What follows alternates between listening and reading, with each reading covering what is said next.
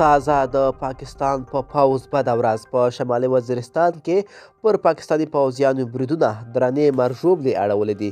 پوره جزئیات په سوله ټي وي چینل کې راسره وګورئ. د سرچینو د معلوماتو له مخې د شمالي وزیرستان په د تخیلو سیمه کې د تیرو 2 ورځو راهیسې وسلوالو د پاکستاني پوځ په یو افسر سنایپر برید کړی چې پکې ځای پر ځای وژل شوی او د بل ځای د پوستې پوځ په پوسته وسلوالو لخوا د سپکو او درنو وسلو برید شوی دی چې پکې پاکستاني ځواکونو ته درنه مرژوبله اوښتې ده.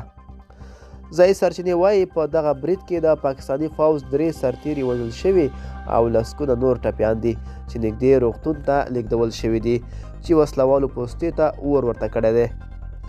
پاکستاني امنیتي سرچینو رسنیو ته ویلي چې په دغه برید کې چې د شپې په تیاره کې شوی ګڼ شمېر سرتیري وژل شوي او ټپیان شوي دي. بل لور ته په میرانشاه تحصیل کې هم په پاکستاني پوځ وسلوالې 3 مختلفې سنایپري بریدونه شوي دي چې پکې نتیجه کې 3 عسکر وژل شوي او ژوبل شوي دي.